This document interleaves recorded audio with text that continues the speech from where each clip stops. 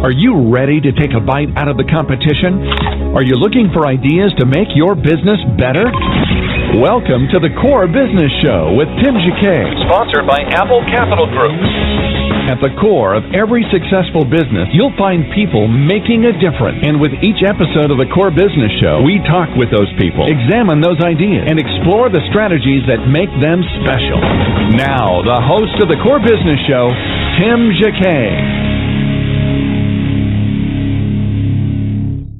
Good morning and welcome to another episode of the Core Business Show. I'm Tim Jacquet, your host. Today our topic is creating joy, achieving your goals with Oshana Himot. We're going to take a break for a moment and we'll put Oshana online and talk about her new book.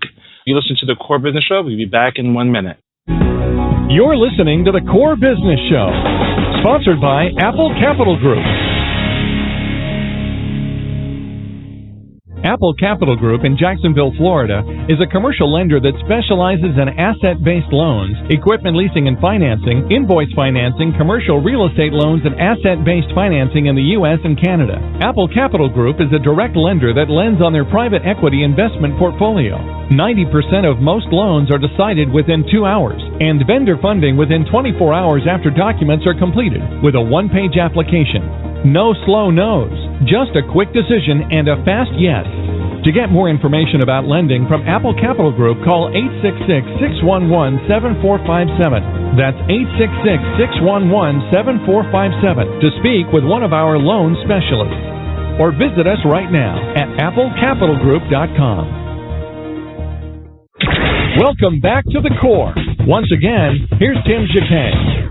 Welcome back to the Core. Oshana, welcome to the show. Thank you, Tim. So happy to be here. Thank you. Our guests love to hear personal stories about, instead of reading a bio, is kind of tell us about yourself and, words and kind of tell us what inspired you to write this book. Yes. I wasn't a very happy person about 8 years ago. I was very good in my field. I had a lot of friends, family, and colleagues, but there was something inside that wasn't really joyful. And I looked around and I discovered, and at that time I was doing the same kind of work. I was doing organizational consulting, business and life coaching. And I saw around me in the people I was working with and within myself that when joy was present, everything flowed better. People got results in their business, their relationships were better, they could achieve their goals, new opportunities were coming to them. And so I started working with joy and creating more joy and also integrating it with achieving my goals. And I found that through that work, everything got better in my life as well.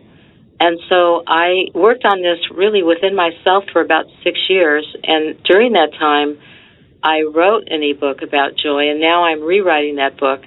And that book is actually a story. Would you like me to share a little bit about the book with you? Sure, absolutely. Mm-hmm. Sure. Well, the story is about a man in Arkansas. His name is John, and he's a life insurance salesman. It's a book on fiction, but it really has a lot of self-growth in it and business growth concepts as well. And John was doing well in life insurance and married, and then his sales started dropping, and he began to drink. And his wife was getting ready to leave him, and his boss was getting ready to fire him. So he was watching a football game on a Saturday afternoon, and he really cried out for help. And help appeared in the form of some friends that taught him how to have joy in his life and share joy in the world. And so the theme of this book is about how to create joy within ourselves, how to achieve our goals, and how to share joy and help other people have more joy, which creates well-being in society. Wow.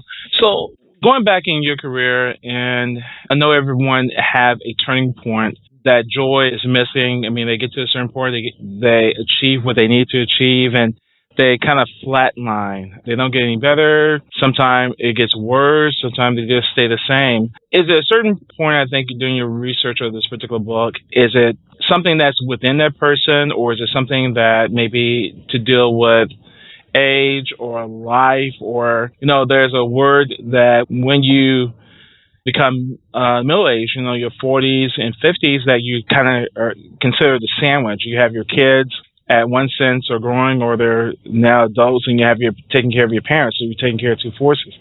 Do you know if it's a lifestyle or it's a point that emotionally joy start to drop, if that's making sense. Yeah. I think things that come from our heart bring us joy, and that can be a hobby, it can be a profession, it can be the kinds of the quality in our relationships. It comes from our heart, but we often block it because, we have mortgages to pay and we want to be responsible, and so we don't create the outlets, even if it's very part-time or on the side, that bring us joy. And so I like to ask people I ask them two questions, really. What are your most essential goals? And I include business goals, of course. And I also ask them what brings the greatest joy to you. And these can be combined. A business goal can also be a goal that creates more joy in your life. And what I found is that by taking positive actions on your goals, it actually brings you more joy. And by consciously working on creating joy, it's easier to take those steps that might not be so easy, especially in our work, that creates the kind of results we desire. Okay. So what will you say to a person that having a crisis to try to get them back, with your experience being a life coach, that can get them back a joyful path? Well, there's a really simple exercise you can do every day. It's so simple, and it works. It worked for me because I began to use it, as I mentioned, about 8 years ago, and it has created so much joy in my life and the ability to accomplish my goals more easily.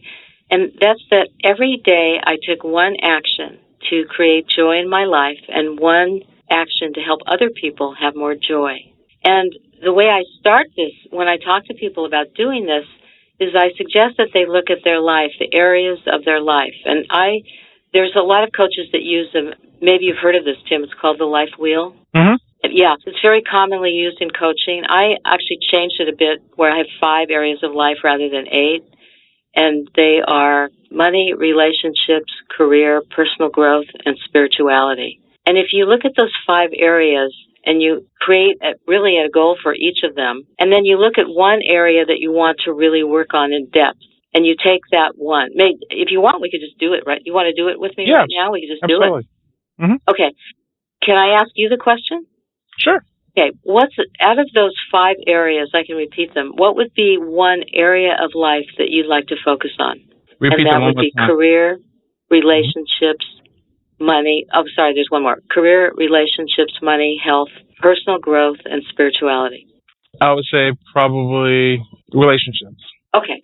So if you could look at the area of relationships and choose one goal that you'd like to accomplish within 90 days, what if you feel to share it, what would that be? Probably a relationship with friends. Probably, kind of a little bit be more open or outgoing. You would like to be more open or outgoing? I guess in relationships with friends. The only thing in my career, I'm busy with family, busy with career, busy with volunteering. Usually don't have as much time left over for anything else. Okay. So let me rephrase it and let me check in with you to see if this is accurate, okay? Okay. What I heard you say is it like you'd like to deepen your relationship with your friends. Okay? Okay. Okay, great. So if you were to choose some action steps, let's say you had 90 days to accomplish, to at least create momentum in this area, if not achieve some concrete goals, what would be a few action steps you could take within the time you have to deepen your relationships with your friends? Probably talk to them. Listen, I guess make a concerted effort and kind of reaching out to them. Okay. And how would you be able to do that within the time that you do have? How would you do that? Then I would just have to make time. Okay. And how will you do that? Be on a tight schedule. I'm just going to have to carve out, hey, this is time for work. This is time for volunteering. This is time for family. And you're going to hear some time for friends. Okay, so you could actually include it in your calendar or write it down and then include it. You could do that. Yes. Okay. So if you were to choose, let's say, one action to take, let's just say this week, what would it be? That's a good question. Probably pick it up. I have a funeral this week, so it's going to be real difficult. But if it's one action, I would say probably just pick up the phone and call somebody. Okay. And how is that for you? How does it feel to you? Does it feel doable, It, comfortable, it's doable? it's doable. It's just I'm not gonna say it's necessarily scary, but it's gonna be more. I have to think about what to say and how I'm gonna actually hold that conversation. Okay, let's talk about that. I'm glad Okay. I'm glad you said that. Now, do you want to share more about that? Or if you don't, I can share a few things about how to prepare for conversation. No, let's do both. Okay, go for it. And then I'll share with you some of the processes I've been using with people I work with to help them prepare for conversations which are essential for them in their life or their work. You know, it's kind of ironic because I have two funerals I have to attend this week, and one of them is actually a friend's child that was killed. He's in his 20s. That one is really doesn't the conversation a lot easier because you have so much to talk about because you grew up together, you know each other intimately for even knowing forever. So that conversation is a lot easier. So you can pick up the phone anytime and talk to them. It's like you just talked to them yesterday. I think the other people at a certain period of time, then I have to actually think about it because, hey, what we have in common, what things are interesting to them. Then I'm not a big sports person, so I had to really kind of really think about, okay, how this conversation is going to build and what their interests are. Yeah. Okay. Thanks for sharing that. So, Sure. with some people it's easy, and with some people, establishing the sort of areas of connection or areas in common is a great thing to do in preparation. So, well, I'll share, if I could share a little bit about some of the things. Sure. Unlike a lot of people, I spend a lot of time preparing for conversations that are important to me in my life and work. Sometimes even in getting ready to work with somebody, I will go over my notes even 4 or 5 times because every time I do it, I get deeper insights about what's really essential for them or for myself or both, and it's worth it. So there have been days when I've spent more time in preparation than I have in, quote, doing work, because it seems like correct me if I'm wrong, but I think you have some of this too going on, is that our lives are so busy in activity that we often don't value the more reflective times that bring value and contribution and joy and success into our activities. So I teach people how to prepare for conversations, and sometimes when it's business related, there's certain things that I've developed for that. But just in terms of personal relationships, I often prepare, if I'm like right now, kind of reconnecting with one of my cousins, and I haven't really talked to him in about a year and a half. And so I do prepare for that because I really want him to know that I care about him. And so I spend a little bit of time, thinking about what would be helpful to him. And so I think doing things that understand the other person and the desire to deepen our relationships is great, because even in business, I've found that many opportunities are not created by sweat equity. They're created from deepening our relationships and understanding the other person better. So I decided, really it was before this year, that I would spend more time, like you, deepening my relationships rather than sweat equity. I wanted to get off the wheel, the kind of entrepreneurial wheel, of working like 12 hours a day, which I had done for so many years. And really about a year or year and a half, I really stopped and I went, this is not what I want. Like you, Tim, I want deeper relationships, meaningful relationships, ones that bring joy to myself and others. So I'm in the process of balance as well.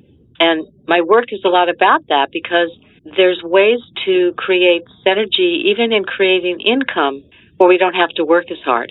And those are some of the things that I do when I work with people in classes or individually, is helping them create like alliances or collaborations where they don't have to do it all. They don't have to do it all and, work 12 hours, 16 hours a day. But by gathering resources and deepening our relationships, we can work less and we can actually reach more people. Wow. So you think that's okay? It kind of makes sense. For the person that's really stressed out and who can't naturally just turn everything out, how will that person actually pull themselves together in order to try to achieving their goal or trying to develop that joy? Because some people just necessarily is very difficult. Stress is a major barrier in a way to joy, but it's also a sign. So if there's stress, it means that something isn't in alignment or balance. So what I would do is help them focus on what the stress is about. whatever that stress is about, and then help them work through the stress, whether it's a communication issue, relationship, whether it's work, structural, creating more balance, whatever it is, work on that. And it's really interesting. I practiced as a hypnotherapist for several years, and I often would combine it with coaching. It was a great combination. And one thing that my hypnotherapy teacher used to say, and I love this, she used to say, the way out is through. And what that means to me is that if there's something that is a stressor, avoiding it means it's probably going to get worse. But by really working with it, it can become our greatest joy or our greatest strength. And I could give you an example, actually, that just happened in the last month. Sure. Well, right now I'm staying with a group of people that they practice yoga, and it's very interesting. And I'm here for a short time. And one of the things that I do besides my own work is that I work in the kitchen.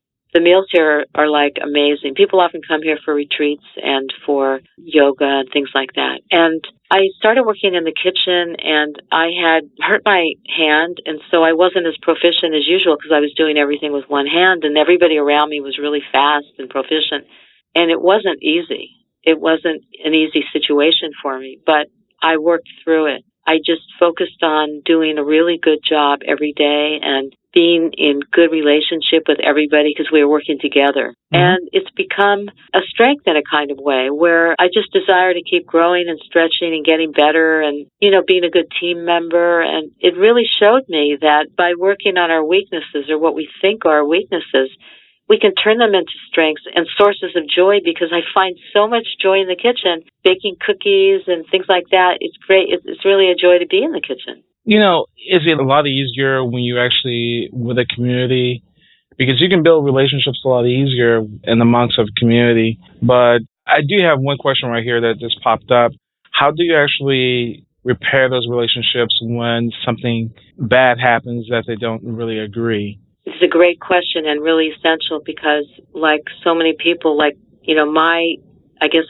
MO, the way, whatever happened growing up, what I would usually do is I would avoid it or I would literally cut that person out of my life. I hate to say that, but I would. And so what I've learned to do through, work that I've done on myself and also the work that I do with other people is that I spend time in preparing. If I'm going to have a conversation with a person, I spend time preparing for it. I want to accept full responsibility for my part, and I want to also share whatever the effect of, if there's some repair to do, to open to a conversation that's for the highest good for everyone, where there's no blame. There's just, how can we work this out? If there's something to be repaired, how can we speak about it in a way where we honor and respect each other and we, get our needs met? I'm sure there's another way of saying that, but sure, that we're able to do both. And I found that when I have the intention of the highest good for them as well as myself, miracles happen in that relationship. Miracles happen. And, another person, they get where you're coming from. They get if you're angry and blame, or if you really want to repair something, they get it. Does that answer your question? It does. With your book that's coming out, kind of tell us in a synopsis, what will the audience be able to get out when they actually read your book?